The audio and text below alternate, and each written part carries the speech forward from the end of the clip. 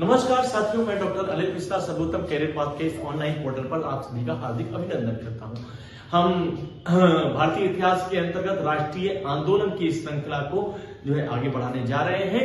हमारी पिछली गतिविधियां जो थी वो 1899 तक आकर रुक गई थी। 1899 का वर्ष जो है वो भारतीय राष्ट्रीय आंदोलन में एक अहम वर्ष था और यहां से बहुत सारी घटनाएं जो हैं वो हमारे सामने आती हैं। 1899 का वर्ष था जिस समय कर्जन भारत का नया वायसराय बना और कर्जन के भारत में नए वायसराय बनने के साथ ही भारत के अंदर राष्ट्रीय आंदोलन की जो धारा है वो एक अलग तरह से करवट लेने लगी। आइए आज हम उसको समझते हैं।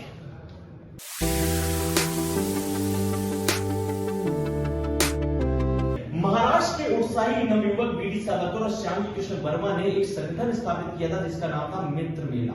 इस मित्र मेला नामक संगठन की स्थापना 1899 में बीडी सावरकर और श्यामजी कृष्ण वर्मा के द्वारा की गई। आपको बता दें कि जैसा कि हमने पूर्व में बताया था कि 1897 में मिस्टर रैंड की हत्या चापेकर बंधुओं नामक दो महाराष्ट्र के क्रांतिकारियों के द्वारा की गई और यहां से भारत के अंदर जो है क्रांतिकारी आंदोलन की एक शुरुआत हमें दिखाई देती है और इसी का प्रभाव जो था वो महाराष्ट्र की जनता पर पड़ा और वहां स्वस्फूर्त तरीके से भारत के अंदर 1899 में जो संगठन अस्तित्व में आता है उसका नाम है मित्र मेला, जिसकी स्थापना बीडी सावरकर और श्यामजी कृष्ण वर्मा ने की। एक दूसरा पहलू 1899 में कर्जन भारत का नया वायसराय बना और जब वो भारत का नया वायसराय बना तो उसके आते ही भारत में साम्राज्यवाद की जो गतिविधियां हैं उनमें तेजी आने लगी और 1904 में लॉर्ड कर्जन के द्वारा विश्वविद्यालय अधिनियम की स्थापना की गई, यूनिवर्सिटी एक्ट पारित किया गया और यहां तक आते आते भारत के राष्ट्रीय आंदोलन में राष्ट्रीय विचारधारा में काफी तेजी आ चुकी थी। जैसा कि मैंने आपको बताया था कि जो 1899 में जो मित्र मेला नामक संगठन की स्थापना बीडी सावरकर के द्वारा जो की गई है ये एक क्रांतिकारी संगठन के रूप में परिवर्तित हो गया। शुरुआत में मित्र मेला नवयुवकों का एक उत्साही संगठन था जिसमें राष्ट्रवाद का चिंतन होता था, राष्ट्रीय गतिविधियां होती थी, व्यायामशालाएं थी और इसके साथ साथ इस संगठन के नवयुवक द्वारा राष्ट्रीय विचारधारा से संबंधित लेख और साहित्य को पढ़ा जाता था। लेकिन धीरे धीरे 5 वर्षों के अंदर इस संगठन के अंदर तीव्र राष्ट्रवाद की भावना का उत्पन्न हुआ और जब भारत के अंदर जब तीव्र राष्ट्रवाद की भावना उत्पन्न हो गई तो ये संगठन क्रांतिकारी संगठन के रूप में परिवर्तित हो गया और 1904 में इसका नाम भी परिवर्तित कर दिया गया। 1904 में मित्र मेला का नाम बदलकर अभिनव भारत रख दिया गया। अभिनव भारत रख दिया गया। ये महाराष्ट्र का पहला क्रांतिकारी संगठन है जिसके संस्थापक बीडी सावरकर और श्यामजी कृष्ण वर्मा ही हैं। इसके महाराष्ट्र का पहला क्रांतिकारी संगठन, महाराष्ट्र का पहला क्रांतिकारी संगठन। जैसा कि मैंने आपको बताया था कि ये महाराष्ट्र का ही नहीं पूरे भारत का पहला क्रांतिकारी संगठन था जिसके संस्थापक कौन है? बीडी सावरकर और श्यामजी कृष्ण वर्मा। संस्थापक वही है, संस्थापक बीडी सावरकर और श्यामजी कृष्ण वर्मा। श्यामजी कृष्ण वर्मा। भारत में क्रांतिकारी आंदोलन की भारत एक शुरुआत हो चुकी थी। क्रांतिकारी संगठनों के निर्माण की जो पहल थी वो सबसे पहले महाराष्ट्र में हुई और इसके बाद क्रांति की ये ज्वाला बंगाल तक पहुंची और 1904 में बंगाल के अंदर भी एक क्रांतिकारी संगठन बनता है जिसका नाम है अनुशीलन समिति। और ध्यान रखिएगा 1904 में ही बंगाल में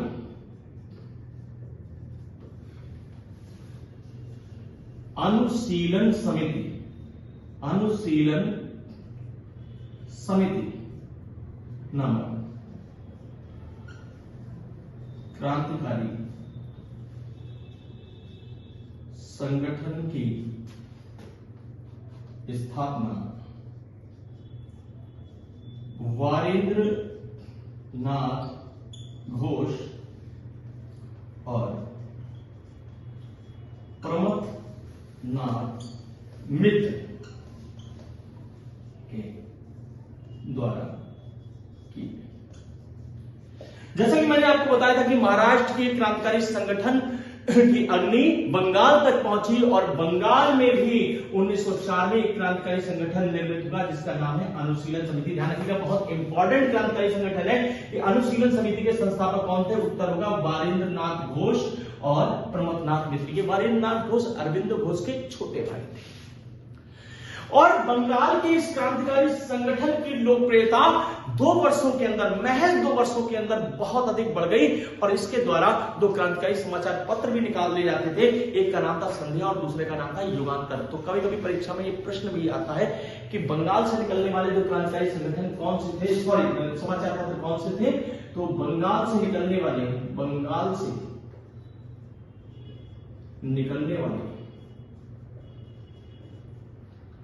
क्रांतिकारी समाचार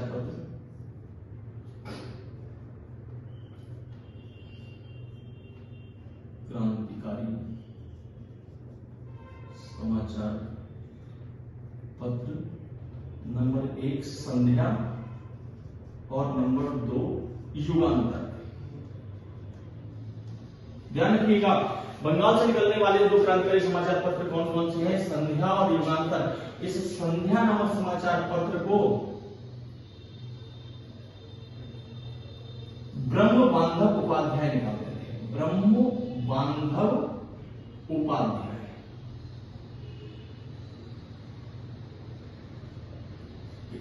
इस संध्या नामक समाचार पत्र को ब्रह्म बांधव उपाध्याय के द्वारा निकाला जाता था, जबकि युगांतर को वारेंद्र नाथ घोष निकालते थे।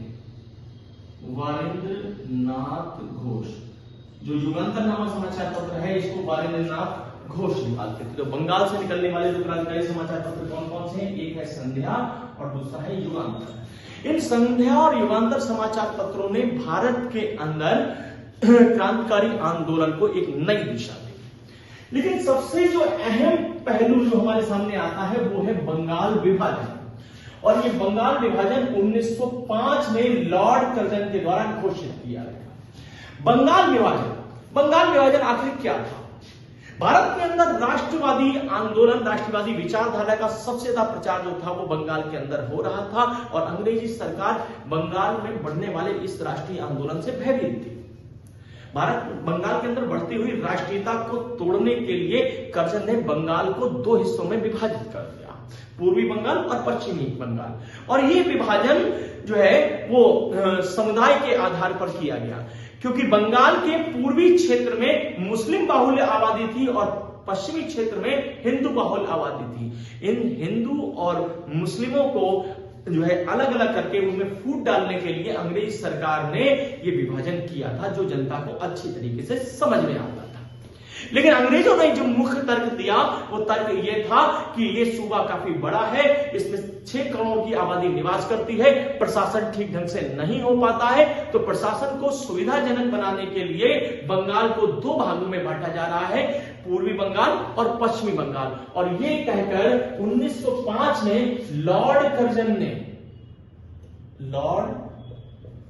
कर्जन ने जुलाई 1905 में बंगाल विभाजन की घोषणा कर दी।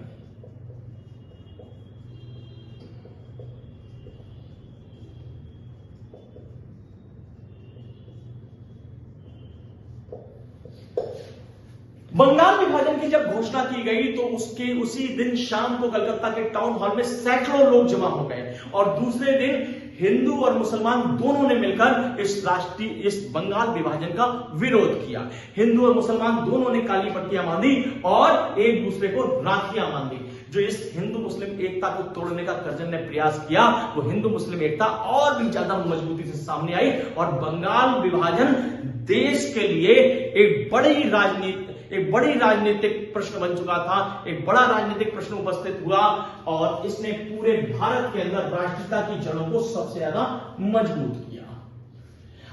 बंगाल विभाजन को बंगभंग आंदोलन के नाम से जाना गया। इस बंगाल विभाजन के बाद जो देश के अंदर जो आंदोलन पनपा उसे बंगभंग आंदोलन कहा गया। तो 1905 में बंगभंग आंदोलन प्रारंभ हुआ। 1905 में बंग भंग आंदोलन प्रारंभ। और इस बंगाल विभाजन के बाद देश के अंदर दो आंदोलन जो सामने अस्तित्व में आए, उनमें एक था स्वदेशी आंदोलन और दूसरा था बहिष्कार आंदोलन। कभी परीक्षा में प्रश्न आता है कि बंगाल विभाजन के बाद देश के अंदर कौन से दो आंदोलन उपस्थित हुए, तो बंगाल विभाजन के बाद, बंगाल विभाजन के पश्चात देश में बहिष्कार आंदोलन व स्वदेशी आंदोलन अस्तित्व में आए। स्वदेशी आंदोलन अस्तित्व में आए। ये परीक्षा की दृष्टि से बहुत महत्वपूर्ण प्रश्न है कि बंगाल विभाजन के बाद देश के अंदर कौन से दो आंदोलन आए। नंबर 1 बहिष्कार आंदोलन और नंबर 2 स्वदेशी आंदोलन। बायकॉट मूवमेंट एंड स्वदेशी movement was started after the partition of Bengal। तो यहां पर देखिएगा, बंगाल विभाजन के दौरान ही वंदे मातरम देश की राजनीति का प्रमुख नारा बना और इसी दौरान रविंद्रनाथ टैगोर ने अपनी प्रसिद्ध कविता लिखी थी, हमार सोनार बांग्ला, जो आज बांग्लादेश का राष्ट्रीय गीत है। तो बंगाल विभाजन के पश्चात ही वंदे मातरम देश की राजनीति का प्रमुख नारा बना और इसी दौरान यानी बंगाल विभाजन के दौरान ही, बंगाल विभाजन के दौरान ही रविंद्रनाथ टैगोर ने हमार सोनार बांग्ला नामक गीत लिखा, जो आज बांग्लादेश का राष्ट्रीय गीत है। तो ध्यान रखिएगा, बहुत अहम बातें। 1899 में मित्र मेला नामक संगठन की स्थापना वीडी सावरकर और श्यामजी कृष्ण वर्मा के द्वारा की गई और आगे चलकर 1904 में मित्र मेला का नाम परिवर्तित होकर अभिनव भारत हो गया, जो महाराष्ट्र का पहला क्रांतिकारी संगठन था जिसके संस्थापक वीडी सावरकर और श्यामजी कृष्ण वर्मा थे। 1899 में कर्जन भारत का नया वायसराय बना। 1904 में लॉर्ड कर्जन के द्वारा विश्वविद्यालय अधिनियम पारित किया गया और आपको बता दें कि उसका जो सबसे बड़ा कारनामा हमारे सामने उपस्थित होता है वह है बंगाल विभाजन। जुलाई 1905 में लॉर्ड कर्जन ने बंगाल का विभाजन करके हिंदू और मुसलमानों को अलग अलग बंगाल में बांट दिया।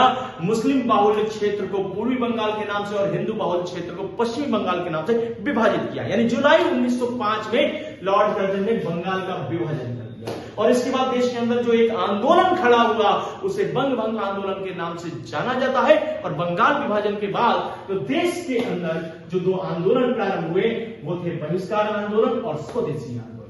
और बंगाल विभाजन के पश्चात ही वंदे मातरम देश की राजनीति का प्रमुख नारा हुआ।